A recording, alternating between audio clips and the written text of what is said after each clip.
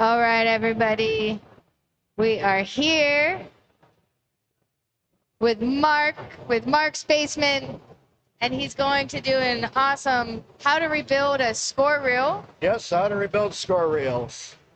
demonstration for us. So thank you so much, Mark, for joining us. Thanks you for having me. Yeah, and take it away. All right, I'm Mark from Mark's Basement Arcade. Today, I have 3 different score reels. I got the easiest one ever to rebuild, which is the Williams score reel. These are really super easy. A little bit harder are the Gottliebs. These, I think they built them originally to make pinball techs mad because these are not the best score reels to rebuild. They're way overbuilt and they're just really complicated. But they're fun when they work. And then I got the infamous Chicago coin score reel. As you can see, this thing is sticky. It's sticky and it doesn't want to do its job. So I think we're going to do the Chicago coin first. Everybody hates these. I don't mind them. I had to rebuild about 20 on one machine, so I got very used to building them. So my first thing you need to do is you need to get out your camera and take pictures. I don't care how many times you've rebuilt these. You need pictures to guide you, because if you don't get it done right away and you have to leave, I have done that before, you can't rely on your memory anymore, and you need to rely on your pictures. So first thing I'm going to do is I'm going to take these screws out.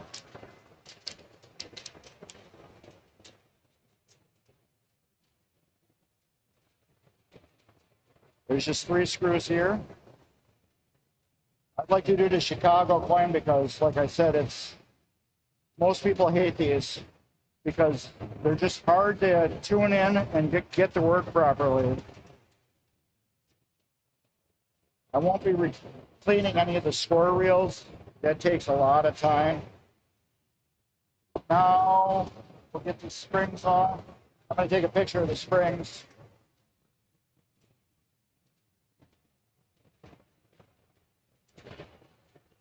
Since we got 2 totally different springs.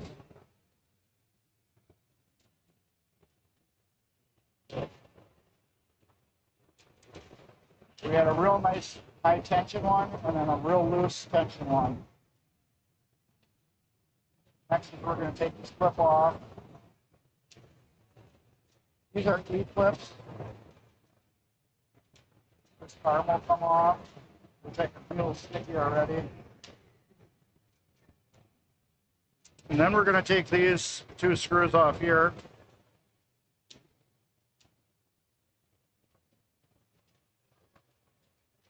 Just to get this all apart.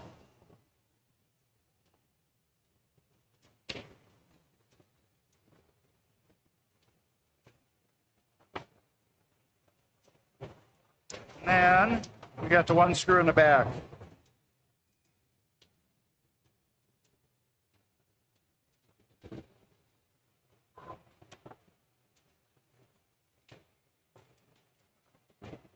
And there's a spring here with a big clip,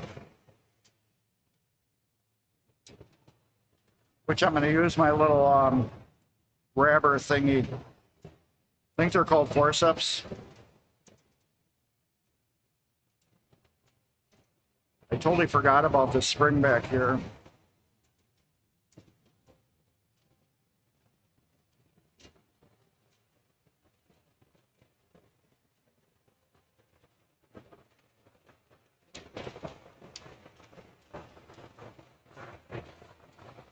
These never want to come out.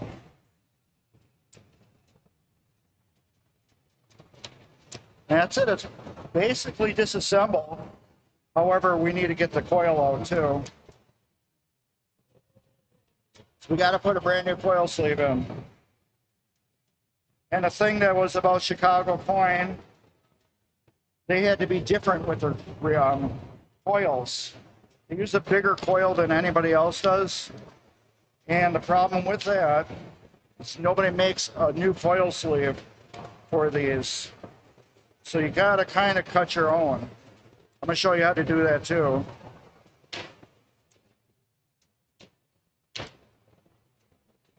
There we go. If it wants to come out.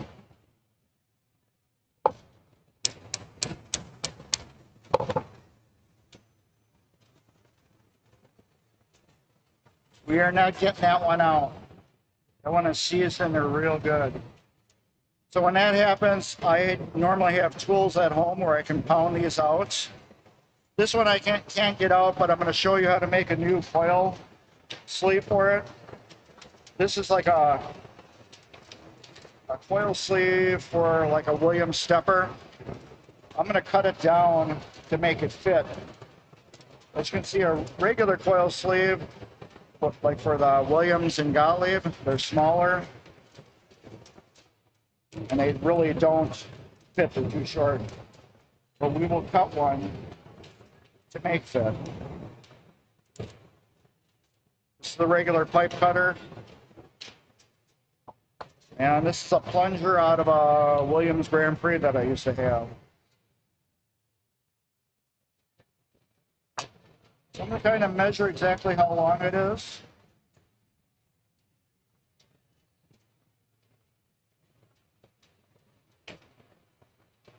I'll make that groove on there. What this plunger does, it keeps my pipe cutter from crushing the sleeve.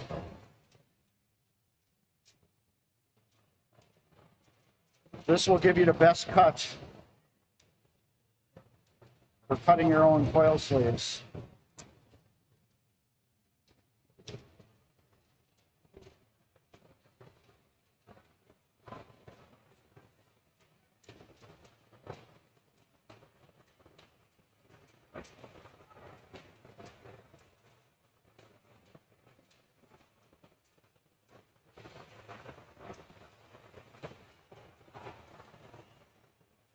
There we go. Now we got a perfect cut on this coil sleeve.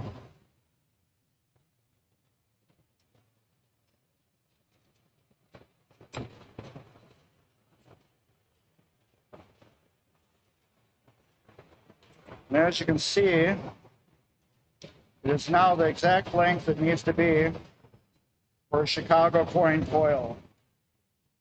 If I could have got this coil sleeve out, we would be putting that one in there. But since, let's pretend we replaced it. We'll get that back on there. Because these are all parts that I have for like spares. So I didn't want to take any of these apart to like cheat. So you guys can see actually how in real world these work. But I also didn't think that the sleeve would have been like stuck in it. So I should have brought my other tools to get that coil sleeve out.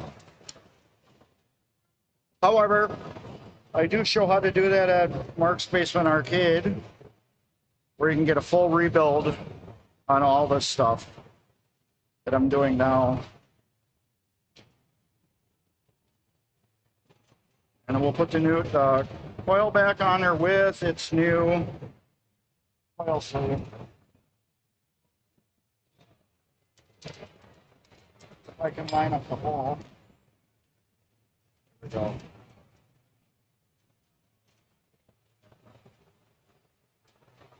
Now with these Chicago coin, the parts for these are very hard to find. A lot of people didn't like these machines, so they parted them out. And there's very few good examples left in existence. So now I'm gonna take my buzzer. This is just a cheap Harbor Freight Dremel, but it's got a real Dremel 443 bit in it. And I'm just going to clean the contact on here.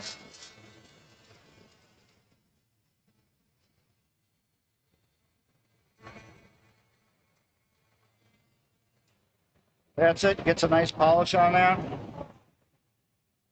I will take this plunger.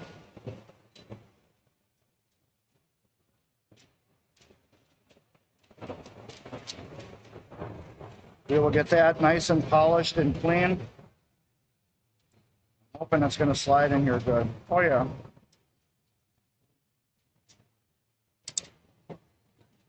I will clean all this stuff off. This is just naphtha.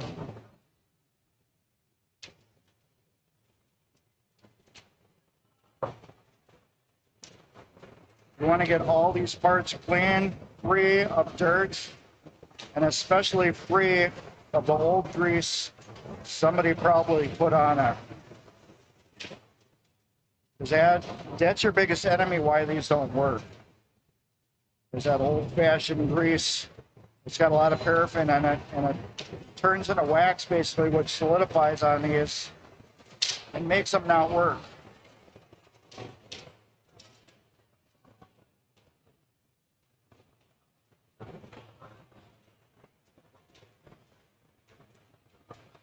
Normally with these, I just throw them in an ultrasonic cleaner, and that gets them nice and clean again. And then that's about it, usually. They work perfect after that.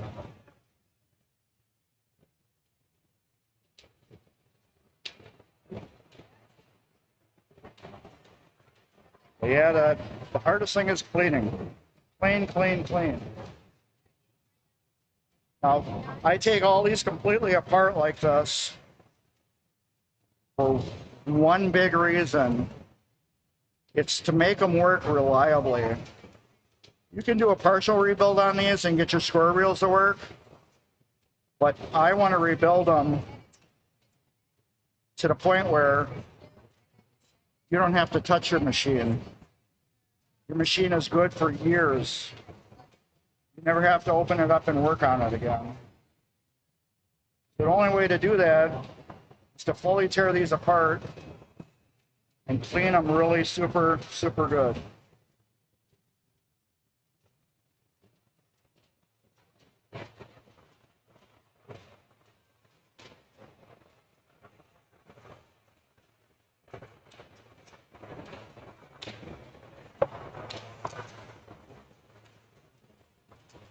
I forgot my Q-tips. I gotta kind of cheat to clean out the middle with this by using that post.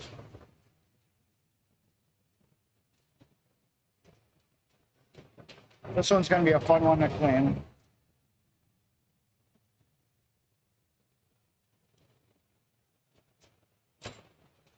This is where you need your cousin's toothbrush.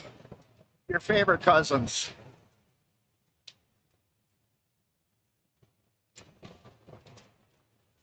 Like I said, if I had this... What's that liquid you put on it? That is naphtha.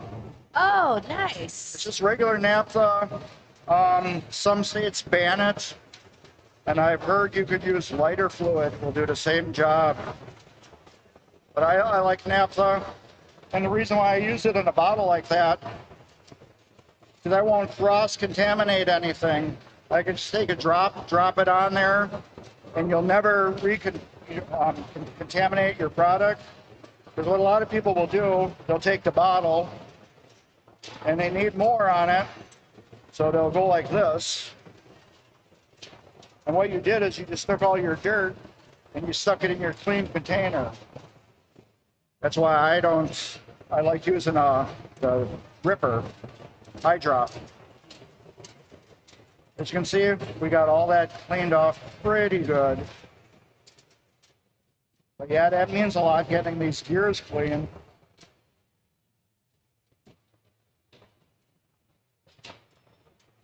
That's really as good as I can get it.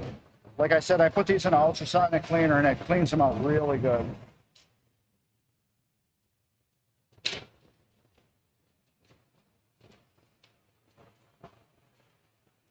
With these, I can take my buzzer. I could buzz them clean. You got to hold your finger on them because you don't want to bend them. Or I use the green 3M scrubby pad, and I'll just clean them like that. Notice I'm keeping my finger on them so I'm not bending them. You want to get a nice polish on them.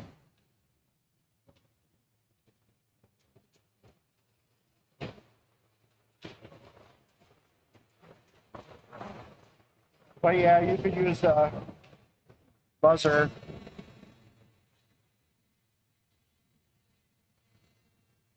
And do that to them too.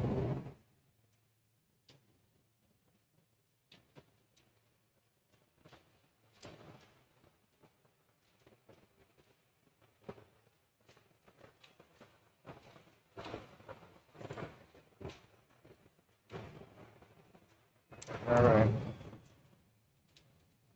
Now this area is very important to clean off. As you can see, it's nasty. It's got lines, dirt lines into it. So this is where we take the 3M scrubby pad.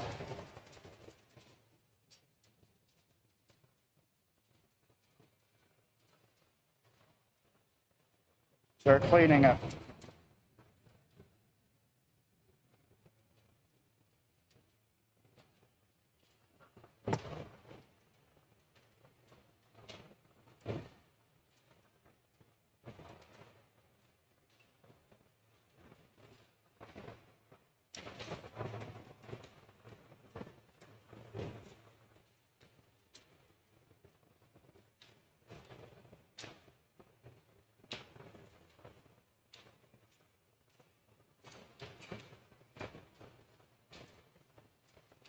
This will not hurt it, trust me. I did a test on one of these. I sat here and watched TV, and I took one of these and I just scrubbed it the whole time for a half hour, and it did no damage to the board at all. You can use like Brasso to clean these, or do not use sandpaper. No sandpaper. This is about as abrasive as I get. As you can see, it's got a good polish to it. Now, we'll take a little super lube.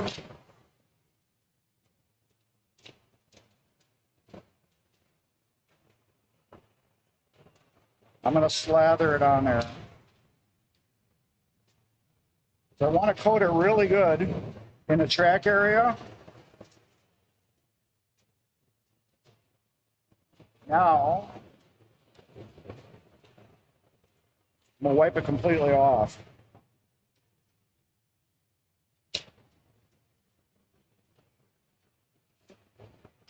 What that did, it left a very small micro layer of lubricant on there that will protect the pad. That pad is now protected, and it's got a very light layer of lubricant on it. All right, now we're going to put this back together.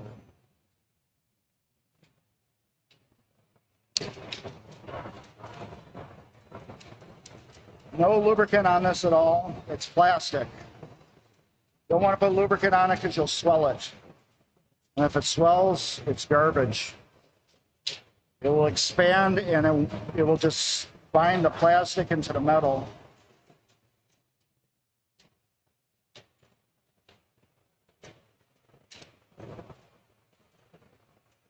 I'm old. I gotta get my eyes so I can see.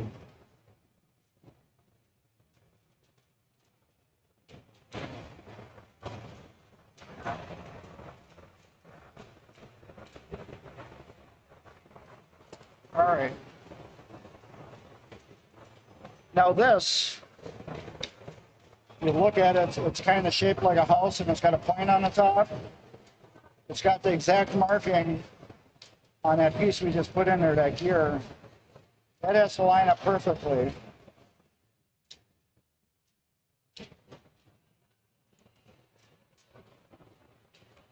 Now here's one of the tricks. We're going to tighten it up. Notice how I'm holding the screwdriver.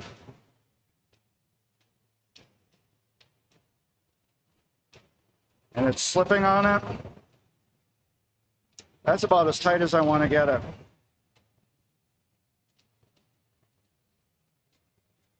We had good contact with the feet. They're doing their thing. I can feel I got a little movement in there. So that is good. But you notice this is cracked. This is a parts part. All right.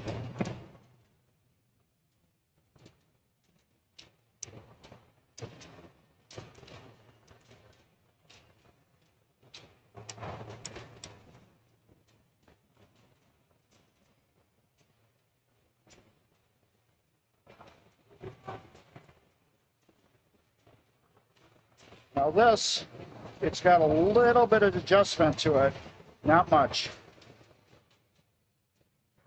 You can get it up and down a little bit. I need that little bit of gap that's right in there. I need a little bit of that. You get no gap, it gets too tight and it will bind.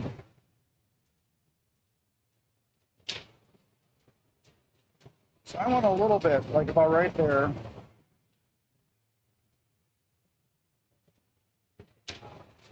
That was the other issue with Chicago coin, adjustment on this.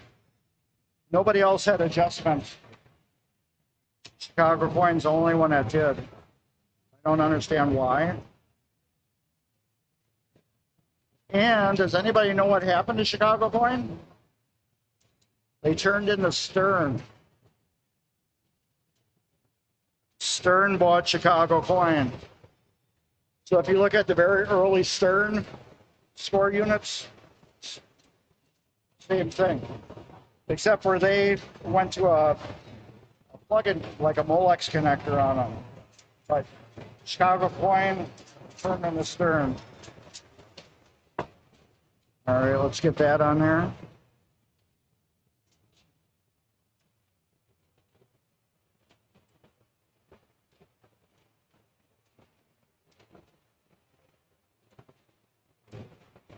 See, now I'm screwed up already. I'm gonna have to get my camera out. I'm gonna guess it. Yeah. Let's look at the camera. See, you think you're doing it right.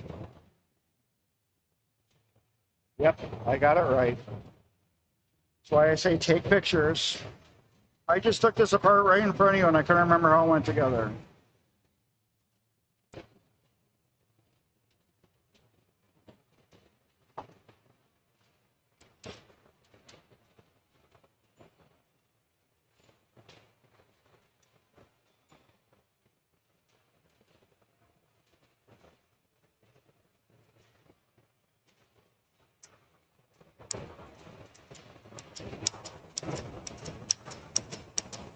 Great movement.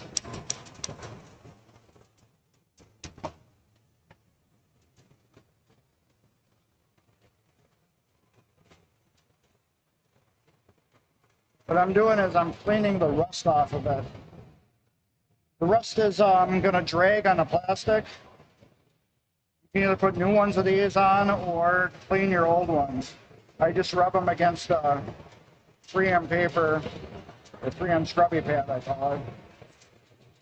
Now we'll clean the rust off. Now this, there's a nub that's right on here. And then there's a groove right in here that fits with that. Right into there like that. Put our 3 screws in.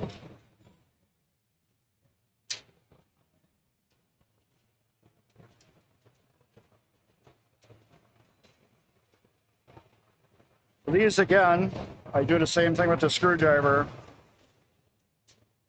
Don't want to over tighten these. Put them in. Hold the screwdriver loosely and then let it pop off the screw.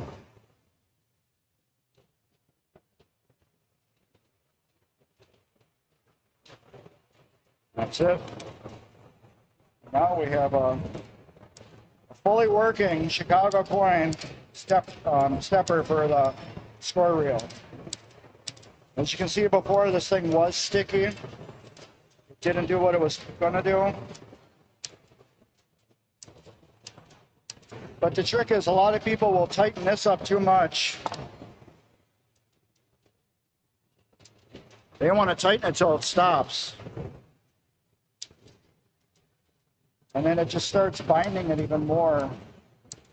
Same with these screws, they want to adjust it too close. You don't want that. Loosen it back up and then just tighten it down. It'll stop.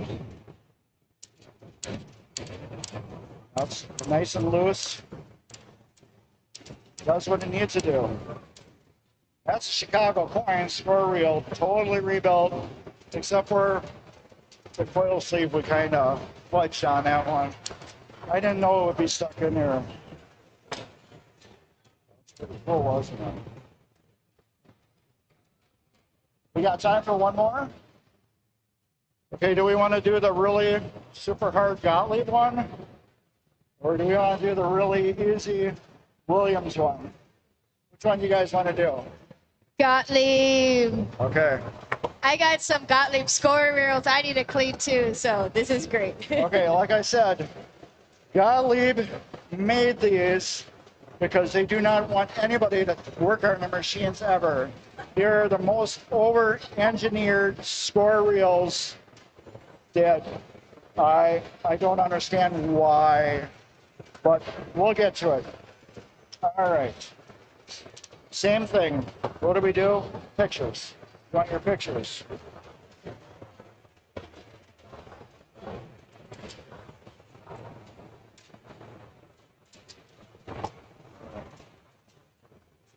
Normally with Gottlieb, you have to remove the wires off the coil.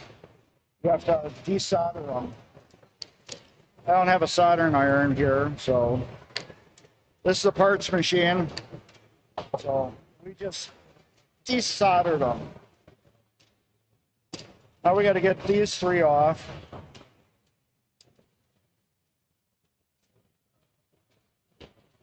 You got your clip, a washer, 2 screws here.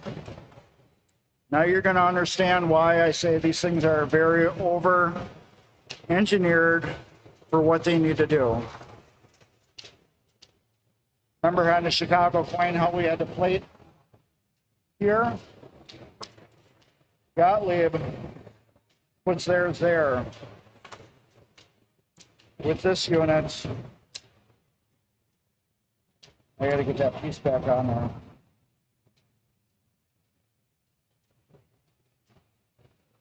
Picture time.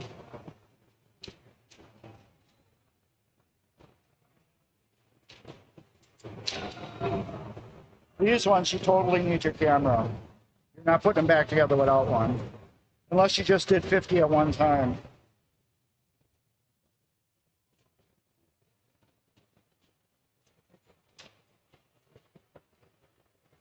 As you can see, there's even more mechanics here.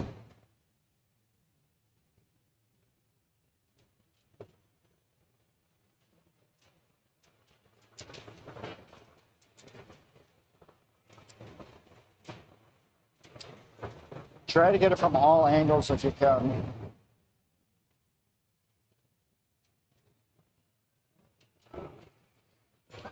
Yeah, it's just so over-engineered, it's crazy. Another thing about Gottlieb, they love flathead screws. Everything Gottlieb is a flathead screw. They're just a pain because your screwdriver slips off them. They don't like to behave. They're not fun, but they need to be rebuilt. As you can see, all the steps I need to do just to get to the coil.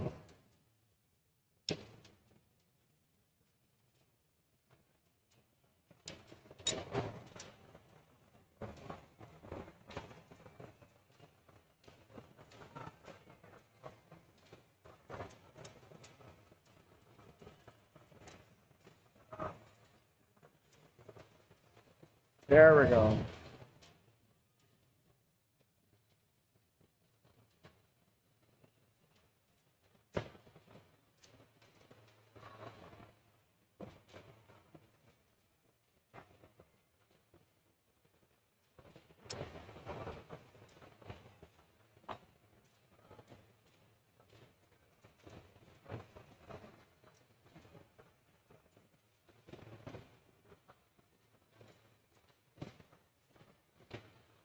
And there we got a Gottlieb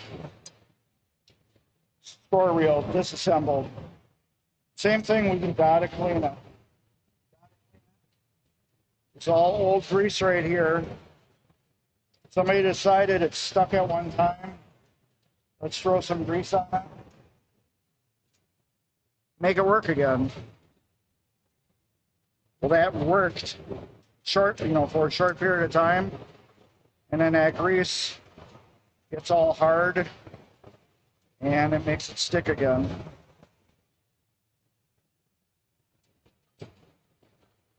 These are,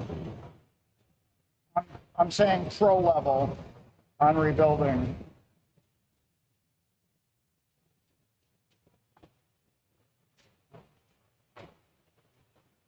These are not fun. It's just, like I said, Gottlieb did not want people touching their machines. But I would think if NASA would have ordered a pinball machine from Gottlieb, this is how it would have been built. Very, very, very overbuilt. And again, if you got an ultrasonic cleaner, this does wonders for cleaning these parts. Mark, what's the type of liquid you use in your ultrasonic cleaner? I use, I can't even remember. It's 20 ounces of, it's a purple cleaner, something HD. I get it at Home Depot. Purple, it's purple. It's a Look for the purple cleaner. stuff. It's it says HD on it. I probably got a picture on my phone.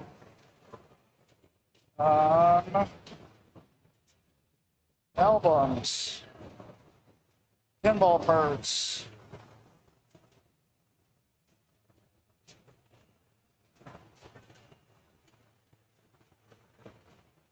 Pinball stuff.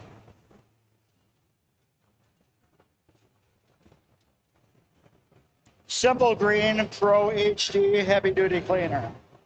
That's what I use. 20 ounces of that to 1 gallon of water. I use old milk jug. I put in the 20 ounces in there and I fill it with water. All right. Coil sleeve. Hey, look at that. It comes out perfectly. And again, Gottlieb uses a smaller sleeve. There we go. We got one. New coil sleeve. What I do like about Gottlieb, these coil stops are replaceable. You just unbolt it. You can bolt in a new coil stop and you're done. That's one thing I did love about Gottlieb. Now assembling these, they're just as hard to reassemble as take apart.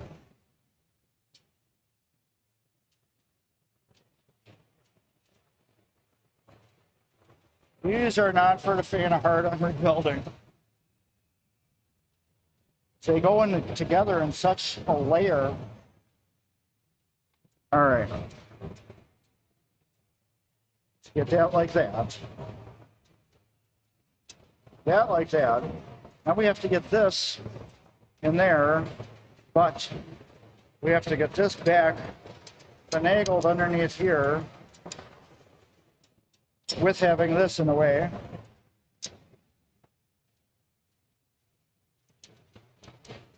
It's got to be all just right.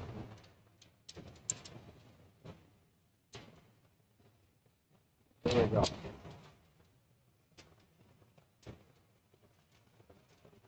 This plunger, it slides down only one way into there, like that. But then you got to finagle all this stuff into there. Wow, that was easy. No, it wasn't. It was actually very hard. It's just, I've done these a couple times. I should say more than a couple times.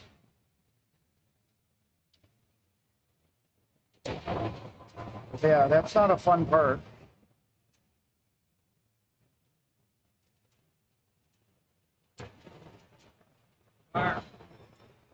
So Gottlieb was making up to 200 games a day. 200 games a day. So some people had to, so there was 16, it's 3,200 meals a day they had to do. Imagine that, you're sitting at Gottlieb and you got to do 3,200 of these a day. Wow. And you can see how I'm struggling on one. They must have had an army of people building these at one time. And that was my friend John. He has helped me out a lot with EMs, questions, everything. So yeah, if you want to check out Air Aces on YouTube, along with Mark's Basement Arcade. John's a good friend I met through the hobby. And like I said, he's helped me out a lot with questions and stuff. Now this plate, it will slide back and forth. You want it all the way to the back, because we want to lock that coil in the spot.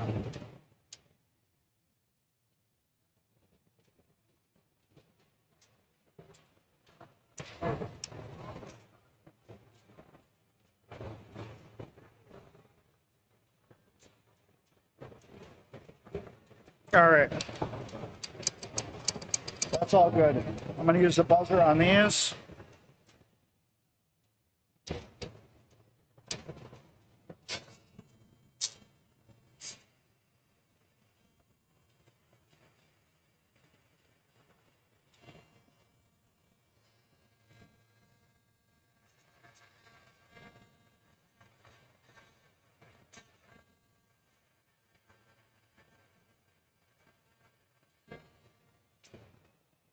What that does, it cleans and highly polishes your contact.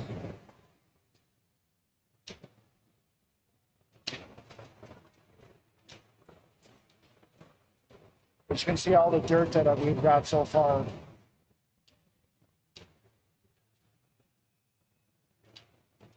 I also do a very detailed rebuilding these on Mark's Basement Arcade, along with tons of other EM rebuilding. I usually will start on the head on the game and work my way completely through the machine and rebuild every mech that's in the machine. All right, we got that there.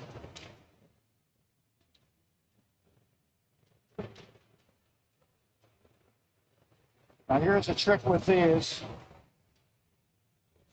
This has this gear here, only on one side. That has to line up with that perfectly. In order for this machine to do what it needs to do.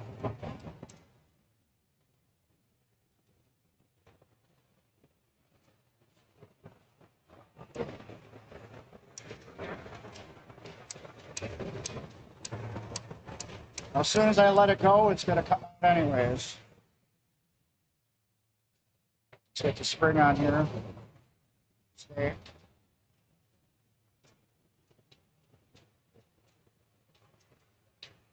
Basically just cleaning the rust off the spring as much as I can.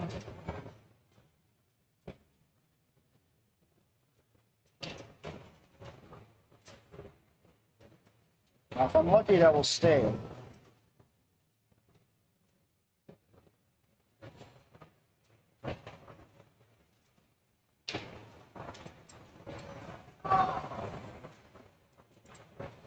Remember, your cousin's toothbrush works great for this. I want to get all the grease out of here, because that's going to ride on those teeth. I normally use Q-tips. I like the Up and Up brand Q-tips from Target with the plastic, not the cardboard stick. The plastic one is forgiving and you can bend it really easy. If you get the cardboard stick, those tend to break. All right, that's nice and clean. Now the same thing here.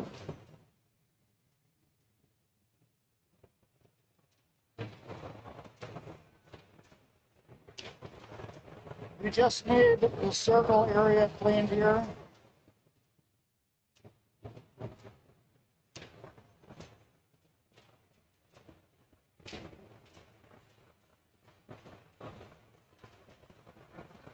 Yeah, nice and clean. Same thing, super lube.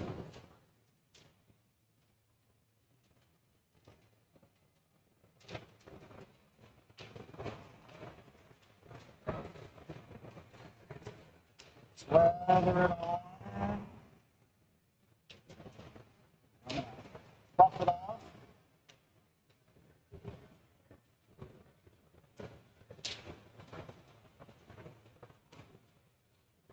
Again, that leaves a nice micro coating on there. Now there's two contacts on here we got to clean off. I'm gonna get a new towel. You thought this was going to be easy. This is hard compared to the Chicago point. That one was easy. These are a lot harder.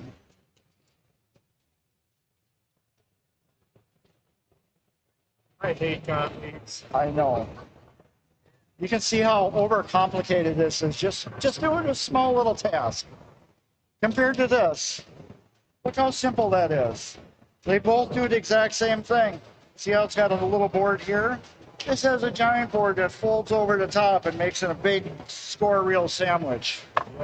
It's overcomplicated. Makes you wonder why Gottlieb isn't here today. Which is sad. Gottlieb made great machines. It's just, they really overcomplicated everything. I love Gottlieb machines, but they really, really overcomplicated what they needed to do. And again, hold your finger on them so you don't bend them out of whack. Okay, here's the big trick. Getting all this to mesh back together. But I'm going to show you something. I don't know if you can see it. On the top of the reel here, there's the snub right here. That has to line up with this little nub that's on this piece. That's how it keeps in time. This doesn't matter how I drop it back on there.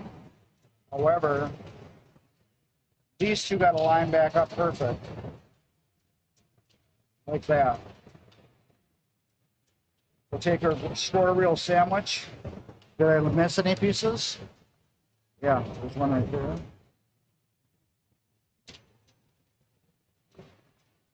That plastic acts as a bearing.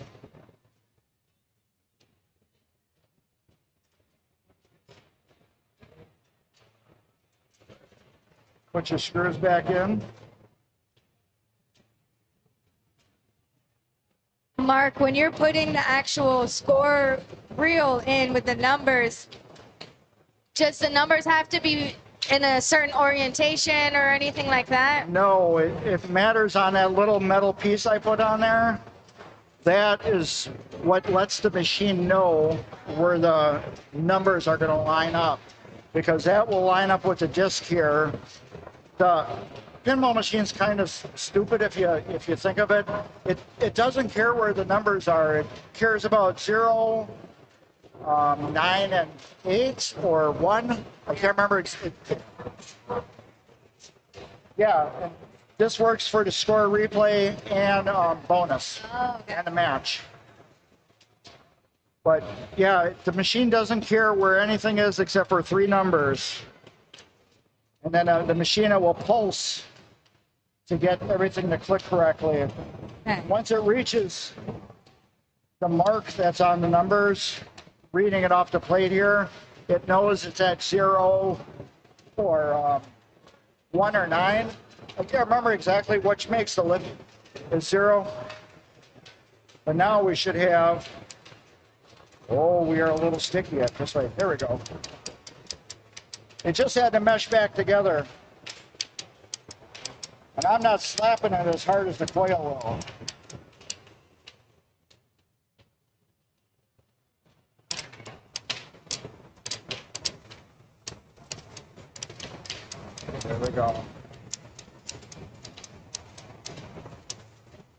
I gotta adjust these yet. These switches here tell where the reel is. See, we're on 0, and those went down like that. Now it told the machine it's on 1, 2, 3, 4, 5, 6, 7, 8, 9. It should change. There we go. It changed on 9, and at 0, it will do another thing. Now I need to get out my extra eyes. See what we're adjusted at.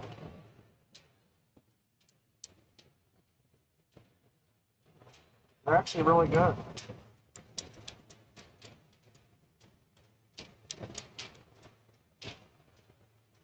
No, they're not.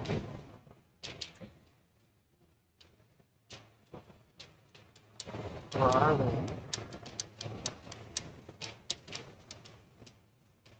Yeah, they're off yet.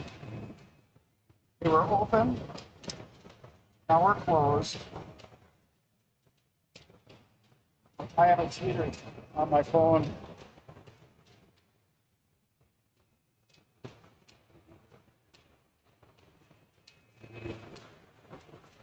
Gottlieb. Tells you where the switches are supposed to be.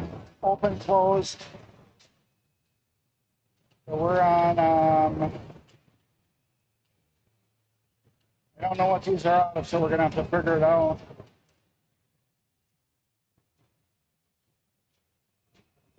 On one, we're closed.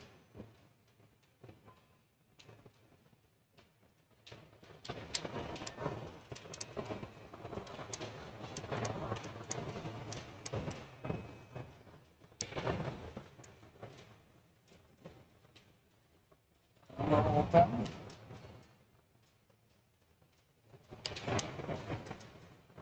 Yeah, they're good. They're working as they should. And then now you'd have to solder your coils wires back on and then slip it back into the machine.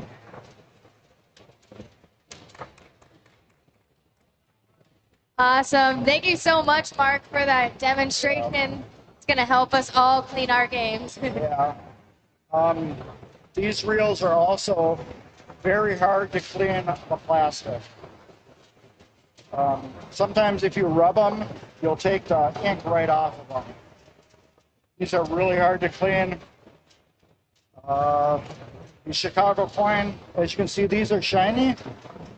These ones you can polish really good and get them to look brand new again.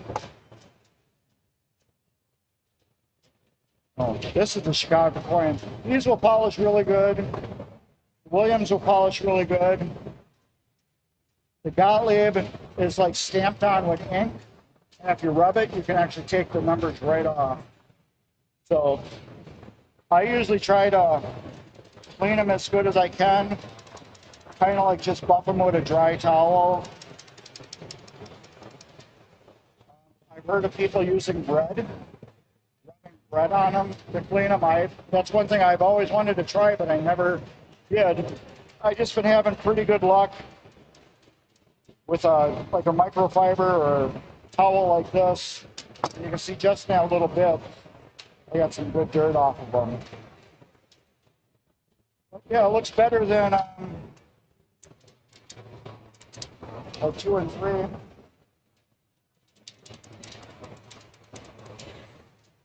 They're cleaner now. So yeah, that's it. And these Williams, these are like butter to do. It's sticky, but I think it was better for me to show you the 2 hard ones. These are so easy. I could have probably do this with my eyes closed almost. Almost. I don't want to put money on that, but yeah, I think I could. But yeah, I have tutorials on Mark's Basement Arcade, step by step on how to completely do these perfectly, to readjust them, reset them back up, completely refurbish your game, get it back up and going, and all that fun stuff. I think, yeah, I think we're about done. Yeah. Great This would take presentation. another half hour to do another one, so. That was awesome. Thank you so much, Mark. Thank you for We having me. appreciate it. And everyone, we're going to take a quick break, and then we will be back on to do a chatting with the home brewers that are here today, all the custom games. On the other side of our booth, you can buy the A3 Pillar. There's a bunch of custom-made pinball and arcade games there, so definitely go check them out. And then we're going to bring some of the creators on the stage to discuss what it's like making their games. So thank you all so much.